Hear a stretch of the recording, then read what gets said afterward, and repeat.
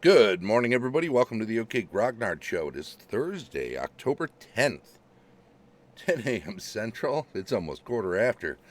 Beautiful Lake Geneva, Wisconsin. It is GMing Tips Day. We started looking at Spell Aquistion last week, so we're going to continue with that with a part 2. We got through the section on the cleric last week. So this week, we will look in the DMG first edition.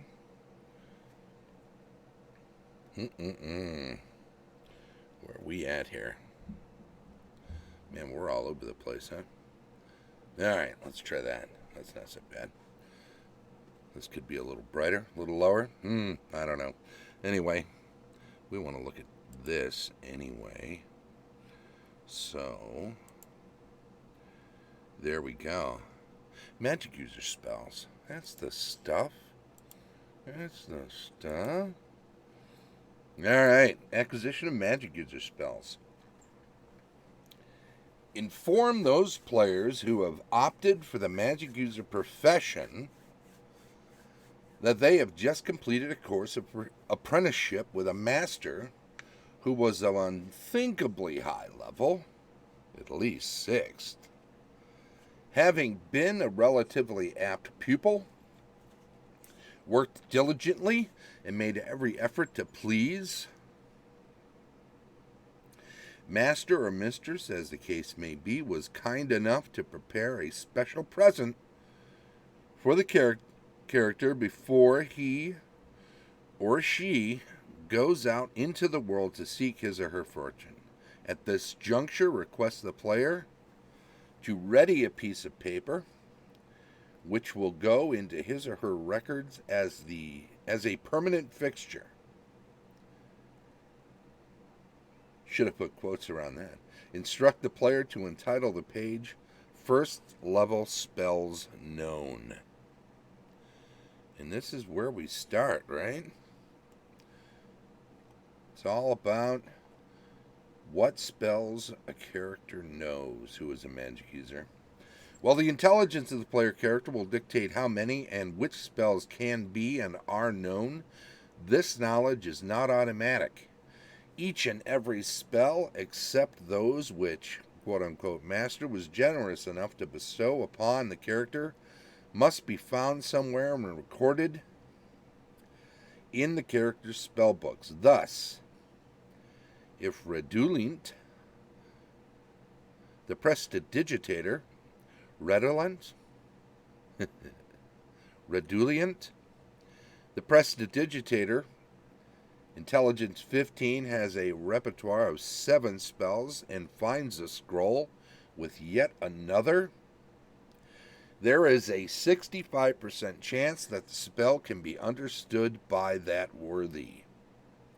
If, in fact, it can be comprehended, he must then record the spell in his book, thus destroying that portion of the scroll, of course. If he is now the proud possessor of 8 first-level spells, just 3 short of the maximum he'll be able to know. Returning to the recently completed apprenticeship, let us now consider the spells given to Redolent by his wise old master. Obviously, an apprentice must know how to read magic to be of use to his master. It is also an absolute must to anyone following the profession of magic user, so that spell is automatically on each magic user's character list of known spells. Then select by random means 1 spell each from the offensive, defensive, and miscellaneous categories listed below. Redolent or any other player character magic user will then have a total of 4, count them, 4 spells with which to seek his or her fortune. I will say that I am not this stingy. I start characters off. Here, I gotta do this. And then I gotta do this. Because I need this to be flexible enough to go up and down. Okay, I will say I'm not this stingy. First off, yes, read magic is automatically on every first level magic user's books. I also allow for detect magic and identify to be automatically in every magic user's first level book. I then go through and pick one each randomly from the first list and second list here, the offensive and the defensive spells, and I roll those, and those can be included. I also allow the player of that character to choose one from each of these lists. So there is a lot of spells right out of the gate. 1, 2, 3, 4, 5, 6, 7, 8 is the minimum, provided they can know that many. And if they can't, they're not a magic user, right? Because you have to have a certain minimum intelligence to be able to be a magic user character. Ain't that right, George? Choice should be left to the player. It says that for a choose option if you rolled a 10. But I'm letting them choose anyway from the first and second list for at least a couple of spells, so they're getting that as well. Note that Nistel's magic aura and Tensor's floating disc must be located by the character. They can never know at the start. If your campaign is particularly difficult, you may wish to allow choice automatically. You can furthermore allow an extra defensive or miscellaneous spell so that the character begins with 5 spells. So I'm kind of a pushover in this regard, but I do make it tough. I also only use the core 3 books. Of course, when this was first written, there were only the core 3 books. Yeah, it is an interesting starting pool of spells, says LexFire22. No doubt about it. It is all the first level spells divvied up as 3 categories: miscellaneous, defensive, or offensive. It excludes Nistel's Magic Aura and Tensor's Floating Disc. I think in part they're set aside because they're named spells. So those were created by player characters and added in to the spell pool between original Dungeons & Dragons and then first edition. It's also worth noting that there's Unearthed Arcana after this was written, of a expansion book, if you will, included a bunch more spells. I don't allow those to be included in the opening array or available spells. However, because they are time tested as spells that are balanced more or less for the game already created, I do allow, here, you know what, I'm going to do this real quick.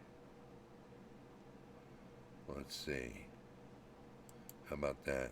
There we go. 1 second.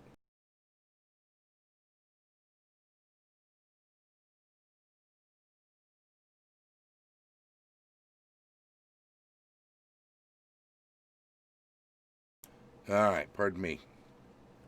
I do allow for player characters to look in that book if they have it, and if they want to research a spell, if they want to have spent some time creating a spell,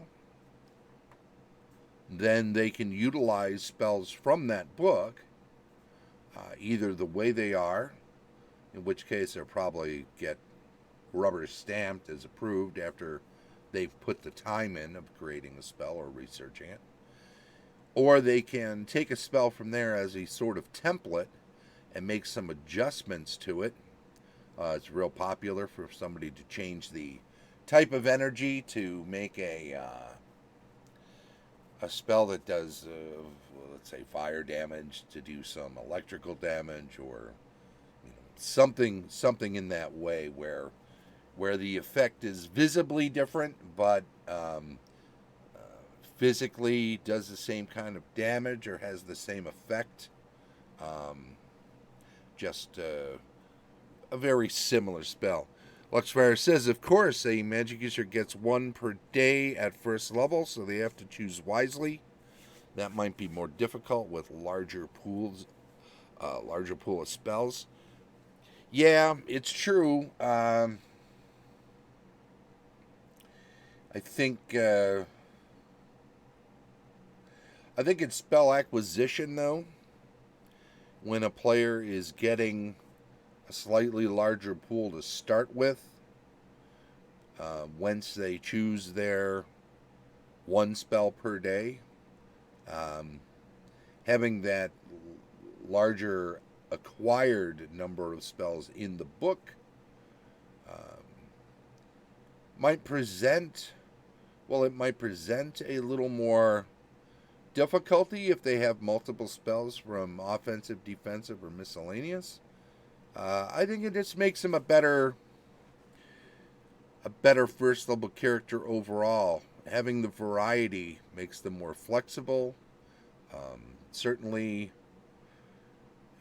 having identify, of course, having read magic, having detect magic creates immediate situations where they're useful in ways that if they don't have those at the beginning or don't have them at all, we'll never find them being very useful. Comprehend languages, for instance. Protection from evil. I think those are spells that, if they get those early on, they're considerably more useful as first level characters, as first level magic users, than they would be without them.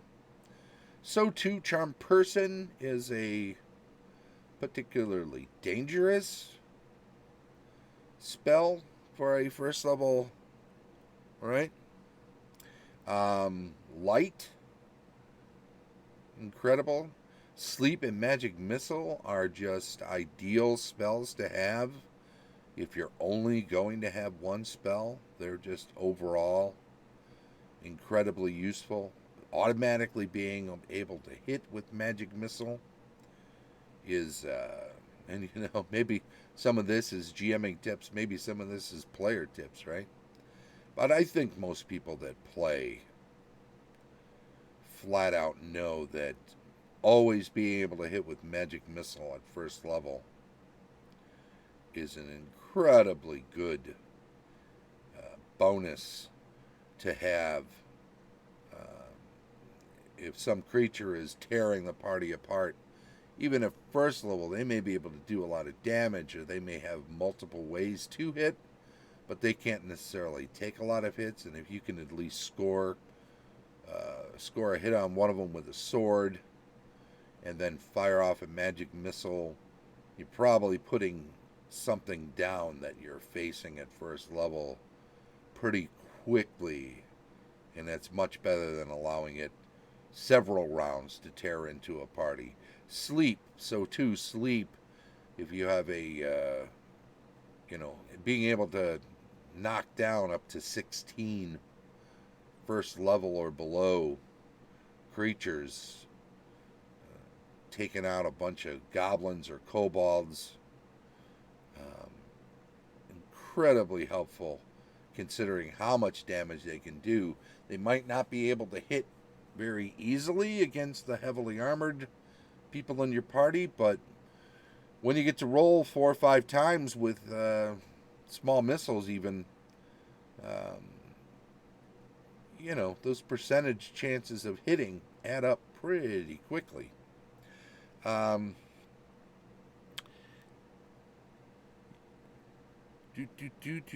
Sleep is used on first level on the right foes. Yep, indeed.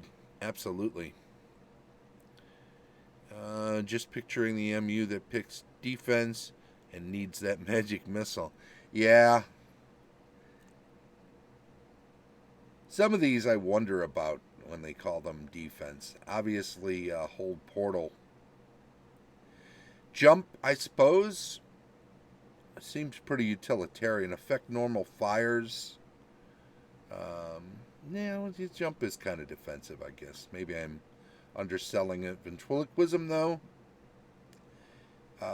that presupposes the way in which it's going to be used, not what it does, I think.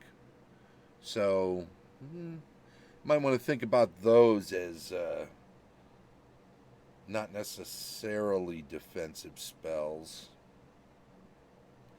I mean, if you can use ventriloquism defensively, I think Unseen Servant can be used defensively in some of the same ways. I think the idea is much like in the Hobbit, right? It's used as a sort of distraction. Unseen Servant has that same ability, I would argue. But, other than that, and enlarge. Offensive spell? Well, it creates a situation whereby the individual that is enlarged can be more offensive, but it has to be put to use in a particular way for it to be considered an offensive spell. Push, that's a little more likely to be used in that way, but yeah. Okay, so there you go. A couple of them on this list are on these lists, nominally speaking. But let's check out the last of this, because I think there's just a little bit more. Acquisition of illusionist spells. We should get that today to include it in with the magic user stuff. Illusionists do not need to spell read magic or anything like it in pursuit of their profession. An illusionist spell books and scrolls are written in a secret tongue which every apprentice learns from his or her mentor.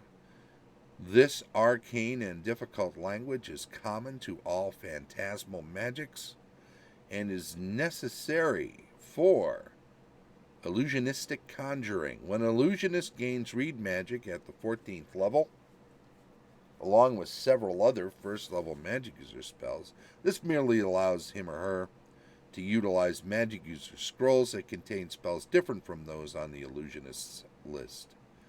When a first-level illusionist receives his first spell book from his master, it contains only 3 spells, read magic being unnecessary. The DM should require the player's character to roll a d12 on the table of first-level illusionist spells, rolling 3 times and ignoring any rolls that result in duplication. If a DM feels his or her campaign is unusually difficult, he or she may allow the player to choose 1 or even 2 of these initial spells. The advice here, by the way, is in addition to, not in addition to what you're rolling, but to roll in lieu, or for the player to choose in lieu of rolling. So I think that's an interesting distinction. Spells beyond those at the start. So this is further acquisition. We should probably go into this too. What the heck?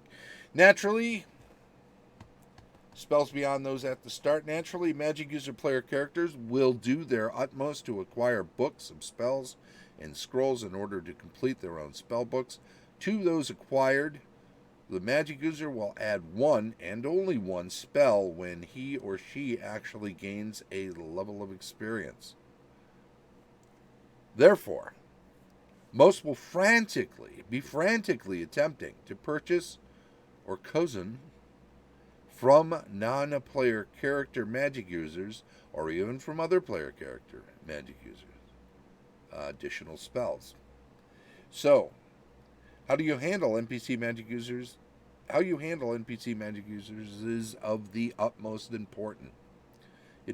There is a special section of the rules regarding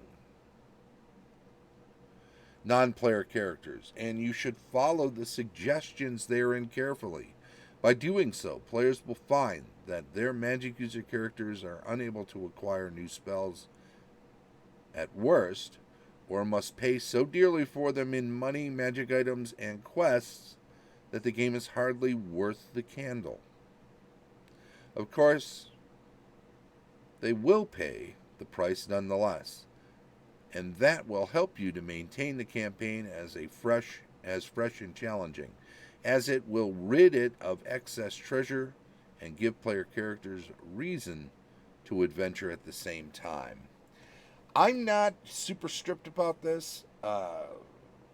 It tends to get balanced in my campaign by a higher degree of danger during adventuring. So,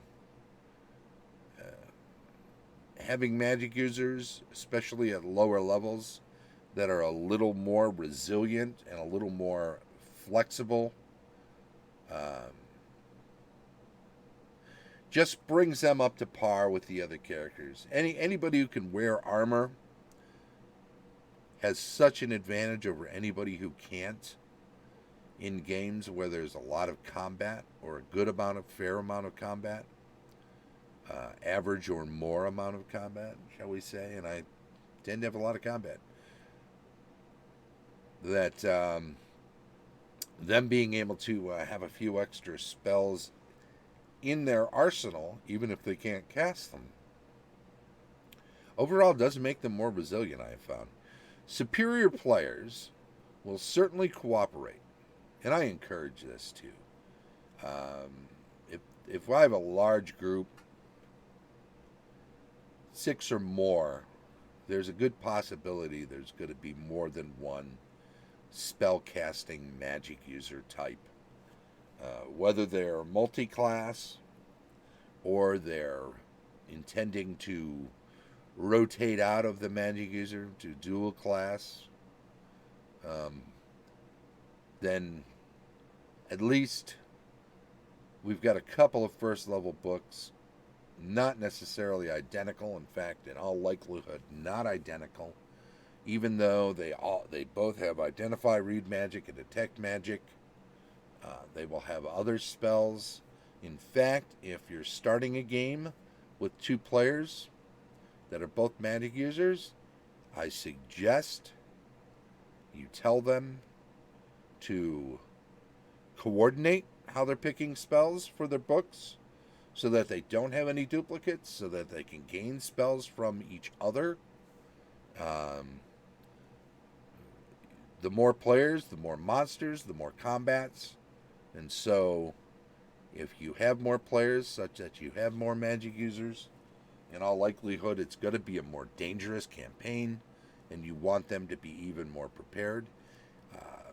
The possibility that one or both of them is going to die, and when you're at low levels, just be written off and a new character rolled up, rather than any possibility of being brought back, resurrected, raised dead, reincarnated even, because those are such remote possibilities at low levels for a low level campaign. Let them be more resilient. Let them be even more resilient. Let them trade spells. Let them have variety. Doesn't mean they're throwing anymore, so they're not unbalanced in any given moment compared to something else. They just have... Compare them to a lucky magic user that just happens to have the right spell all the time. No matter how many they can actually use, they just happen to always have the right spell. When they've chosen spells or randomly gotten spells, they just happen to have rolled well, and they did get those spells. They just happen to have chosen that spell that day that comes in handy. That happens to be in a pivotal moment. I mean, these are all random happenstance sorts of things. And if you can discount the idea that you've helped some magic users toward that end, then it's a possibility it could have happened without your help anyway. So you're not unbalancing the game, you're just mitigating some of the luck involved. And that's not a bad thing. Players should be going that route anyway. Hey, Hobbs, how's it going? Players should always be thinking in terms of mitigating dice rolls, poor dice rolls, that is. The idea that a game can turn on a poor die roll is always going to be the case. So players should always be activating, and as a GM, as a DM, as a dungeon master, you should definitely be feeding this kind of advice toward players. Chances are they won't take it to heart if they're newer players right away, until it sinks in how valuable this advice is and how useful it is. So while it is player advice, advising GMs to give this player advice to their players is GM advice. Superior players will certainly cooperate. Thus, spells will in all probability be exchanged between PC magic users to some extent. No special sanctions need to be taken to prevent such exchange, although this cooperation should never be suggested or otherwise encouraged either. Nah. Disagree entirely. The DM should leave this interaction strictly alone. And I'm not saying you have to force them to do it. Make no mistake. Giving them the advice is far different from saying this is something everyone should do. The DM should leave this interaction strictly alone. This is not the case when PCs deal with NPC henchmen or hireling. Non-player character hirelings or henchmen will absolutely refuse to cooperate freely with player characters, even their own masters or mistresses. Again, this matter is dealt with separately under the section pertaining to the DM's role in operating henchmen and hirelings. As a general rule, they will require value plus a bonus when dealing with their liege. If they will deal with other PCs or NPCs at all, they will require double value plus a considerable bonus. For example, this one magician, Thygru Thorkison, magician in the hire of Olaf Bluecheeks, a 10th level lord, knows the spell suggestion, and Olaf's associate, Halfdan, the necromancer, requests that he be allowed to copy this spell into his book of the 3rd level spells. If Olaf is willing, Halfdan can approach Thygru. If Halfdan has been at least civil to the magic user, Thygru will ask nothing more than a 3rd level spell in return, plus another spell, plus some minor magic items, such as a set of 3 potions, a scroll of 3 spells, or perhaps a ring of invisibility. That's insane! If Halfdan had formally insulted the magician, then the price would be more dear. But supposing the necromancer has actually saved Thygru's life at one time, the cost would be reduced to but a spell exchange and a single potion or scroll of 1 spell. Naturally, the personality of the henchman or hireling would modify the bargain to some extent. A very avarice or greedy NPC would ask for more magic items and or gold too. As a good DM, you will have developed the character of each henchman and hireling to the extent that such determinations will be relatively easy. Let me just say, if there's an NPC or hireling that's in a group, unless you've just met them, chances are their life has been on the line at some point, and every PC that has joined in with a group will have had to have done something that will have ensured that that NPC, that hireling or henchman, has returned from whatever adventure they all went on together. So the idea that something, some hireling henchman or NPC has gone along and not had his life saved, it's kind of a misnomer here. So let's assume, or I will assume, and I think you should too, this is some advice, I think you should assume that if some NPC, henchman, or hireling is along as part of an adventuring party and they've gone on at least one or more missions where there's been any danger that any of them could have died at some point, not that they all needed to die or that specific NPC, henchman, or hireling was in immediate danger, but if they were on any kind of life-threatening, dangerous mission where one or more could have died, then consider them grateful enough to think of themselves as having had their lives saved. Just makes sense.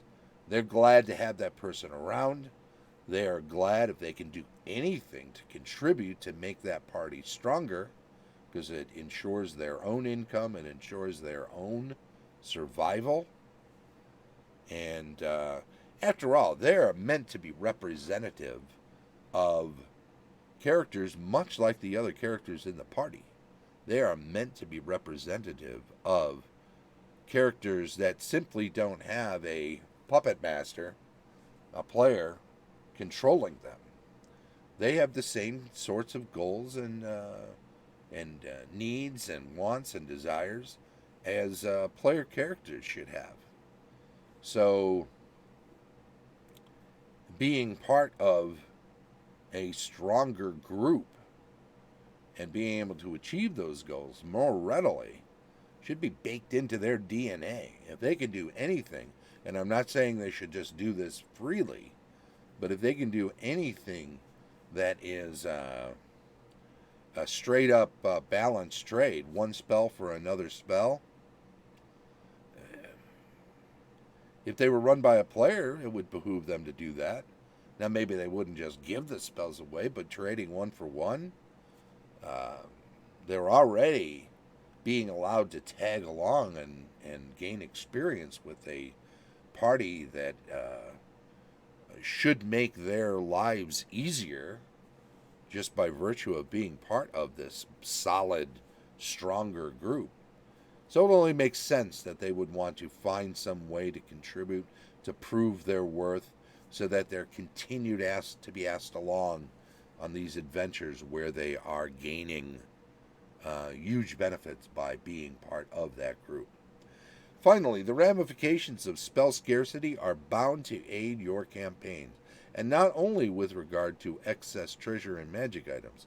A scroll of but a single spell becomes highly meaningful to the magic users in the game, especially when it is of a spell heretofore unknown. The acquisition of a book of spells from someplace in the dungeon or wilderness of a campaign is a benison beyond price. PC and NPC alike will take great pains to guard scrolls and spellbooks. Magic users will haunt dusty libraries and peruse musty tomes in the hopes of gleaning but a single incantation to add to their store of magic. Very true, all of that, with the caveat that we just add a few words into this, and it's still true despite all I've said, which is of second level or higher. So, as much as I'm going against the grain with the suggestions I've made, there is the understanding that all of that is first level stuff. This is the mundane spells of being a magic user, the type every dead magic user that's out there has all gotten at some point, whether they died at first level or they lived a long time and died. They've had these first level spells. They're out in the ether. They are the simplest of spells. Chances are more magic users that have had these spells have died than have lived. So, masters, well, they probably rarely take on any sorts of apprentices. When they do, they got to know that it's unlikely these apprentices are going to live. It's unlikely they're going to stay. Do you stick around after you've got your first level spellbook, or do you go out adventuring and then die? So they have to mentally be thinking of these first level spells as somewhat disposable. They don't just give them to anybody, because you don't want absolutely everybody out there. But you give them to people with promise, and then what they do with them, they do with them. So these spells that you find out in the wild, and spell books are pretty, make them much more rare than scrolls. Much, much, much. I would caution against almost ever having spell books out there, unless there's a magic user that's involved, in which case there has to be spell books, but make them really hard to find.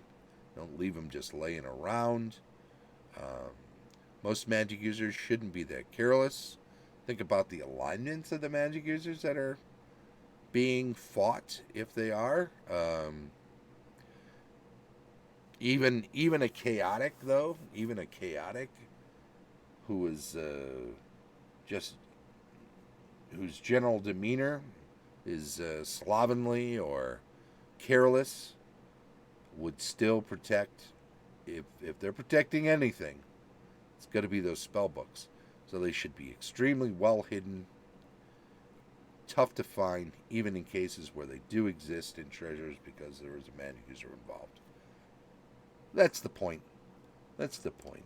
So we've gone through acquisition, recovery of spells. That's a whole different animal. So there you go. Acquisition of magic user spells. Second part of the acquisition, right? I think part 2, and then it cleans us up. Little long, started a little late. Got a good bound in here, though.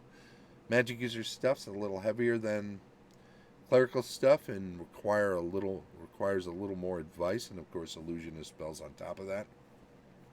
And of course, this extra advice in regard to spells beyond those at start. Even though it focuses on magic users, it includes illusionists as well. And for our purposes, for my campaign, where our Unearthed Arcana is not, strictly speaking, available right from the start, that includes clerical spells, druidic spells. You can't just automatically choose from those as you go up in levels and know that they'll be available. Those are spells that don't exist or rarely exist and need to be discovered or invented, even though they already exist for us as players. The player of the character has to take the time to quote-unquote create even those clerical spells that are in Unearthed Arcana in my campaigns. Not saying it has to be yours. So, that covers that. I think we're all set there. I think I want to just double check my list here. Hey, if you're following, chime in on the stream chat, because that is the place. Oh, look at that. Yodestein, why aren't you saying hello anymore? Let's get you on the list anyway. You're here, and I appreciate it, and I know you're a follower, so there you go. Hey, boom, boom, boom. Let's pop this up. We will just say thank you very much to everybody who is. This is the place. There you are. Thanks, man. You kept me honest. We got you on the list. If you're a follower, do always chime in on the stream chat when you're here, because we keep a list. We keep a list over the course of the week, and then at the end of the week, we pull a name off that list and give something away the following Monday. It is just easier for us if you chime in and prove to us by that default that you are not a bot. That's how we make that determination. Hey, I think there's only one spot left in my Sunday game, last I checked. That was last night, though. So I'm not sure that that is still the case. You'll have to double check and make sure. But I think we're all set. Get on the waiting list if you don't have something else you want to jump into. Although I suggest you jump into whatever you can and make sure you're actually on the player list for whatever games you can be, because that's always preferable to have a schedule that's set rather than have open time. Insteading with the Giants. It'll be a good time this weekend. Don't forget, we have got a regular schedule, daily 10 a.m. shows.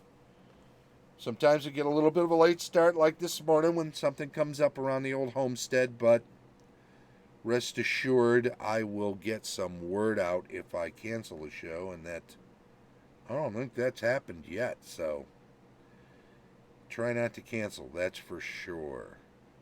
You know, tomorrow, Building Adventures, then GM Reviews on Saturday, Rules Retrospective on Sunday, Weekly News and Announcements on Monday, Cartography and World Building on Tuesday, Campaign Discussion on Wednesday, back around the horn to GMing tips if you're catching up with this on YouTube. Thank you very much. Please do subscribe to the channel. Give us a thumbs up on a video you're watching. Let us know that you're doing, that you're appreciating what we're doing and that we're doing something right. Also, feel free to leave constructive criticism. If you have a comment to make on a particular video, go right ahead and say so. It always helps to make our show a little better, and that's a good thing. And that's the OK Grognard Show from beautiful Lake Geneva, Wisconsin. Thank you very much, and bye-bye.